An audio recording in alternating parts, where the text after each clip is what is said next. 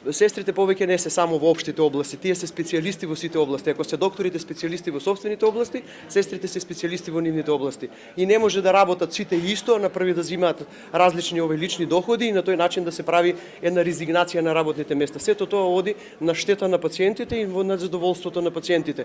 Имате од едната страна незадоволни пациенти, а од другата страна согорен здравствен персонал, кој што согорува, кој што е во бърнаут заради малите бројки, заради недостатокот. Тие недостатоци ви се најмногу во болниците, во стационарите, каде што се лежичките пациенти, каде што на 3 елоквентни елективни хронични пациенти треба да имате една медицинска сестра во утринските часови.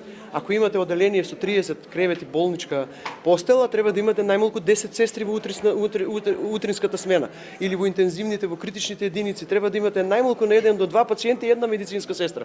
Ние ретко каде, можеби некаде во одредени сегменти го имаме тоа, меѓутоа 90% нашите сестри во стационарите и во интензивните не ги согоруваат во работата.